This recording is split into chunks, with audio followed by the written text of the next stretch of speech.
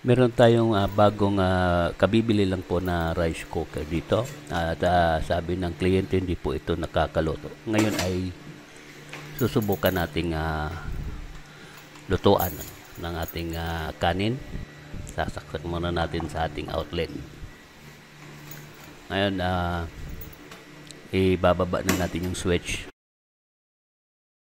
Okay, iwanan muna natin at tingnan natin kung hindi nga pa talaga nakakaluto ito. Kabibili lang po talaga ito sabi nung kliyente ko. Ngayon, iiwanan muna natin.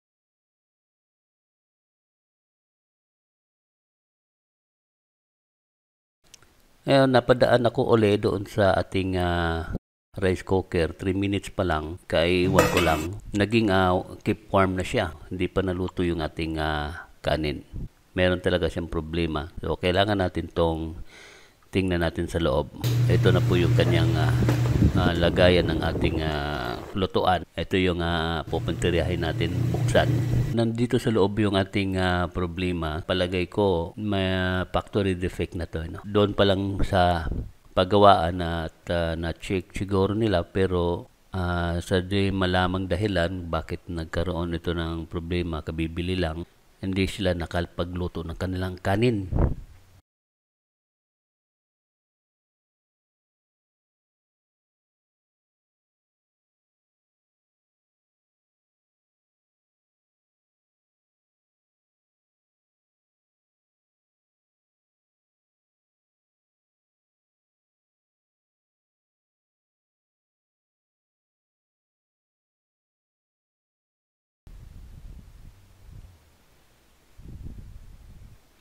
May dalawang contact po dito sa loob nito, no?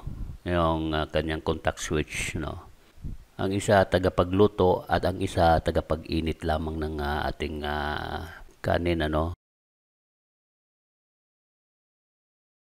Ito yung tagapag-init at ito yung tagapagluto sa kaliwa. Normally, ganito po. Pareho silang naka-close. Tapos, unang bibigay yung tagapag-keep warm. Yan, pag naluto na, bubukas naman yung isa. Pagka lalamig, siya sarado at bubukas pagka kulang na sa temperatura yung ating kanin. So, taga-init lang po yung bandang kanan. So, on and off to. Dalawa lang yung ating tinitingnan dito na kung may problema. At nangyayari dito sa ngayon, unang bubukas na kagad yung natin, tagapagluto, and then keep warm kagad siya. So, hindi pa naluto yung ating bigas, ganun kagad yung nangyayari sa kanya, no? Ito yung tatargetin natin. Tatanggalin muna natin tong connection ng ating keep warm para tingnan natin suriin yung contact ng ating tagapagluto na switch. Ngayon, kailangan natin tong tanggalin ang isang wire para tingnan natin yung continuity test ng tagapagluto na switch.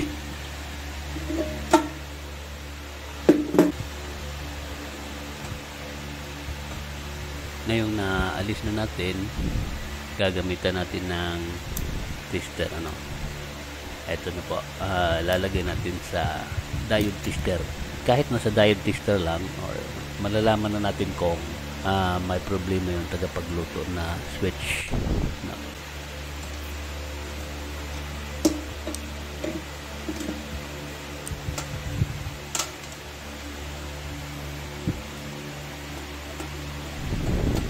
Ngayon, siyempre, normally, pagka hindi pa natin na ibaba yung switch sa labas, dapat open yan. Ito kahit na binaba ko na yung switch, walang reaction po doon sa kanyang contact. Mukhang marumi yata ang contact, pero bago naman itong bili, hindi naman pwedeng madumi yung kanyang contact.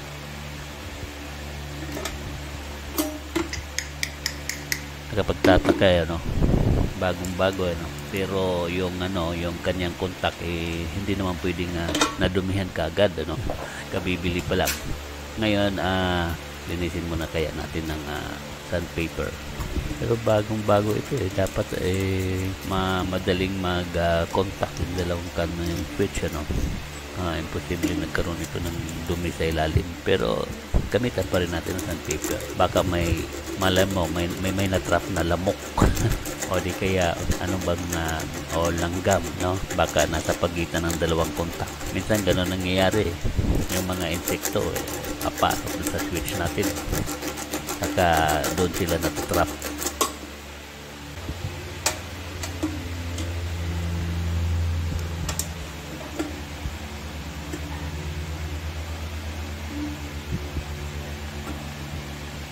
Ngayon, bababa natin.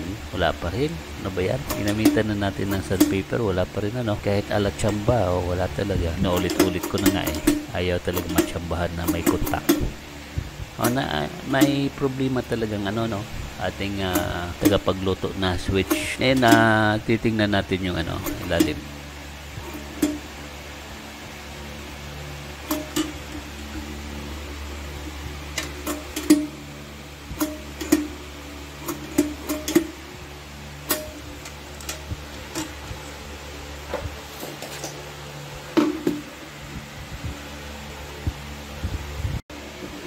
Sisilipin natin sa ilalim yung contact. Baka hindi lang lumalapat doon sa kanyang tamang contact. Lalapit ko lang yung ating kuwan. Kung talagang lumalapat yung switch. Yan, close up ko pa. Lumalapat naman yung kanyang contact, pero bakit wala siyang continuity test? Mahina yung conduction ng kanilang switch. Ano kayang klaseng metal ito? Pagka sinabing metal, conductive na talaga yan dapat sa kuryente, Pero tila yata may problema yung kanilang switch. Subukan natin tanggalin gamitan natin ng long nose tape. Baka mabasag kasi yung ating ceramic. Kailangan hawakan ng long nose. Ngayon tatanggalin natin yung kulay bronze na gumagalaw na switch. Tingnan natin.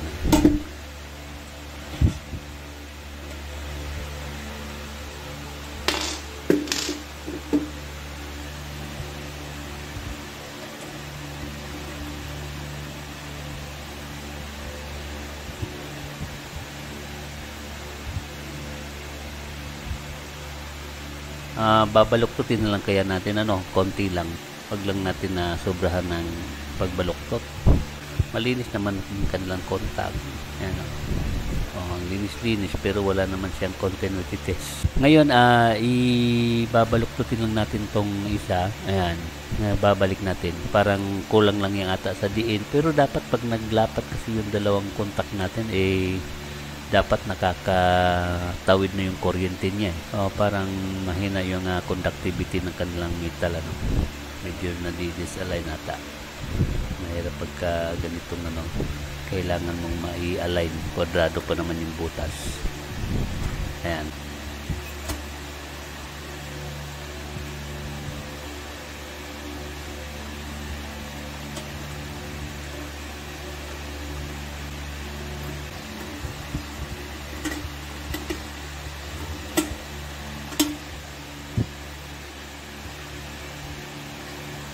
Pasok na natin yung tornilyo at naka-align yung kanyang switch. Ngayon, i-tornilyo muna natin.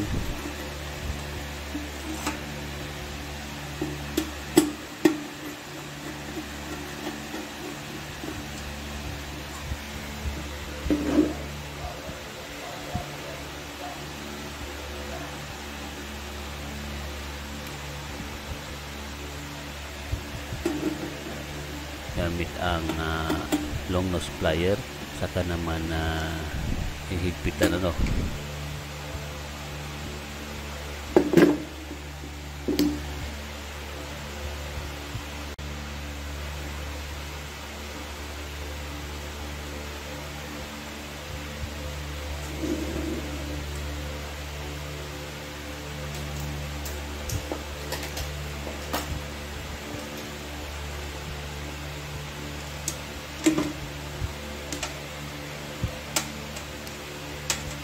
lalagay na natin yung test probe. Tingnan natin. Hindi pa nabababa yung switch, pero nakakuha na siya, meron na siyang continuity test. Sobrahan yata natin ang baluktot. Kailangan pagka ganong klase nga sitwasyon, masusunog yung kanin natin. Tuloy-tuloy kasi yung init ng ating tagapagluto na switch. Konting ano lang natin, paluktot uli sa pabalik. Ayan, tingnan natin. Okay. Tingnan natin uli. Ayan, wala na. Okay, ngayon ibababa natin yung switch.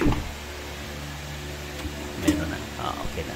So, dapat ganyan dapat ang kanyang function, ano. Pagka sa tuwing binababa mo yung switch, dapat magkakaroon siya ng conductivity, no? Para sa pagdaloy ng kuryente, para uminit yung kanyang heater at lulutuin yung kanin. Ngayon, natapos na nating ayusin yung kanyang tagapagluto na switch. Ibabalik na natin ngayon yung kanyang connection. So, yun lang pala yung dahilan. Ulitin nga natin, no? Kulitin natin tong switch na to kung baka mamaya mag-malfunction, kakahiya doon sa ating kliyente, no? Pagka sinabi mong okay na po, tapos pagdating pala sa kanila may problema pa pala, yun ang medyo nakaka-embarrass, kakahiya.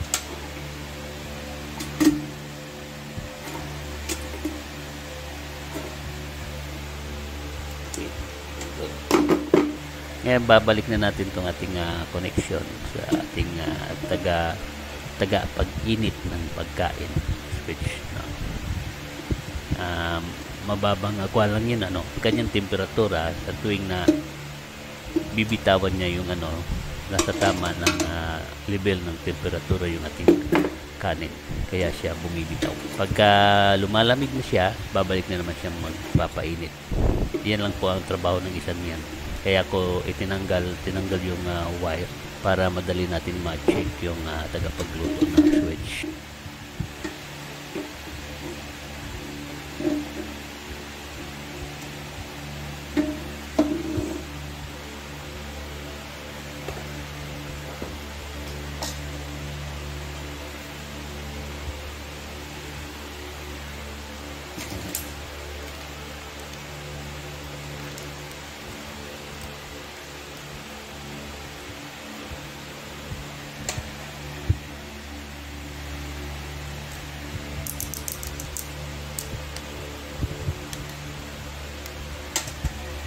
Sa ganitong naikabit na natin yung wire, normally meron talaga yan continuity test kagad, no?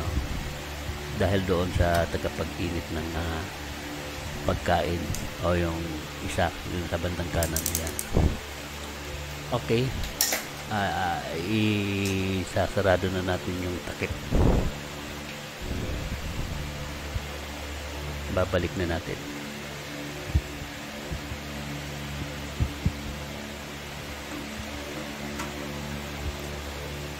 Ayan, hindi na tayo mapapahiya doon sa ating kliyente.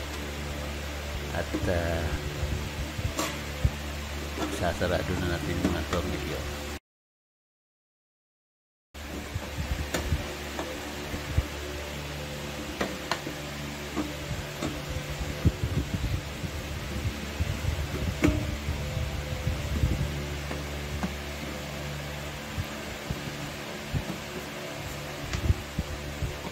Tatlong tornilyo lang naman ito. Ayan.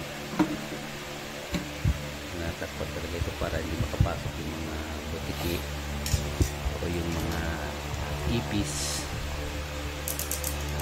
Mahilig yung magsusuot ng mga sulok-sulok nating mga insekto. Delikado rin pag naka-open yan, mahahawakan mo yung banampuitan. Ayan, hindi pa luto.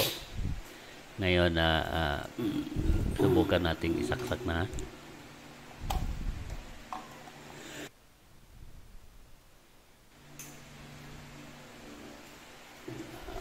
Okay, ayan, nakasaksak na, no?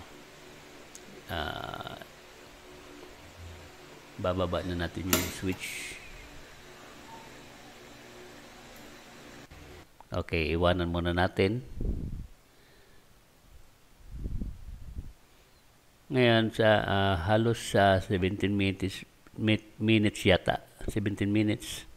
Okay na po yung kanin natin. Lutong-luto na. Wala na po siyang depekto. Salamat po sa panonood. Hanggang sa muli, pagpalain po tayo ng ating may kapal at gabayan po tayo ng nasa itaas.